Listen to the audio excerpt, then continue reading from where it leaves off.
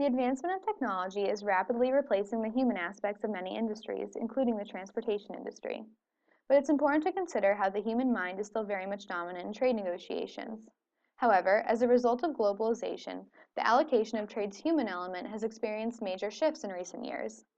This has led to a transformation in both the conduction of trade negotiations and the realization of international business practices.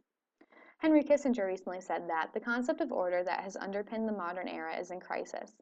The rise of technology and globalization are changing the very concept of the nation state. National borders are obscure, and new non-state actors are coming into play and becoming more effective. Jessica Matthews refers to this as the power shift, which reduces the possibility of consensus in trade negotiations. This is most apparent in the shift of free trade agreements from a predominantly bilateral to multilateral approach. Due to increased interconnectivity, these multilateral agreements allow more countries to work together simultaneously, eliminating the spaghetti bowl problem of creating a complex set of overlapping and inconsistent rules. But at the same time, multilateralism leads to least common denominator syndrome, where all parties only concede to standards achievable by the weakest party under agreement. This can be frightening when dealing with environmental requirements. The Trans-Pacific Partnership is the largest and most recent multilateral free trade agreement and exhibits these exact advantages and disadvantages. With the ratification of the TPP comes economic growth, new trade rules, and removing trade barriers for goods and services.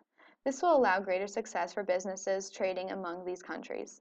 However, the advancements in technology and e-commerce have risen so high that there is potential for anyone to start a business and take advantage of the perks of the Trans-Pacific Partnership. Since the TPP can be accessed by anyone within the countries involved, there will be a great increase in the level of competition. Further, one of the most problematic areas of the TPP is Chapter 18 on intellectual property. Patent law, copyrights, and trademarks are crucial for numerous industries that contribute to the overall U.S. trade balance through royalties and licensing fees. Historically, the U.S. has promoted stringent IP laws to protect these industries abroad, but it's not always so simple when dealing with developing nations or authoritarian states. For example, a new drug on average takes 10 to 15 years to develop at a cost of $800 million, but between 10 to 30% of drugs in developing nations are counterfeit. TRIPS was created to set higher standards for IP under the WTO. This is great for the United States, right? But what happens to developing nations, burdened by harsh standards that prevent access to the generic version of otherwise expensive drugs? The TPP seemed to have been negotiated without acknowledgement of the second piece, increasing IP standards much higher than those laid out under TRIPS. The TPP sets a 5 to 8 year data exclusivity standard for biologics and allows for the process of evergreening. These provisions will inevitably increase the price of drugs and change the global norm for intellectual property. Although the U.S. has significant interest in IP and thus great bargaining power over the area, it must consider the effects that heightened standards can have on human health.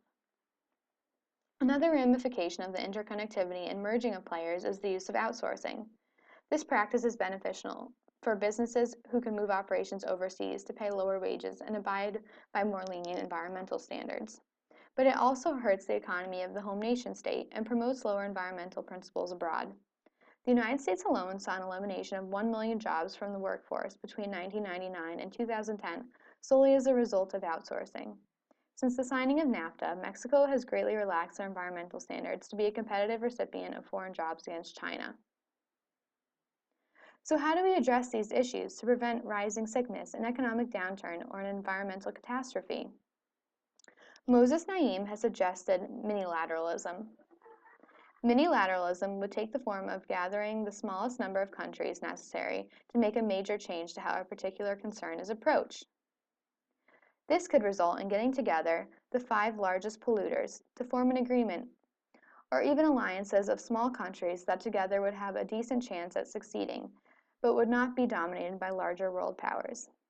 As well, an approach to outsourcing, such as that in the European Union Services Directive in the internal market, can help to solve global issues related to outsourcing.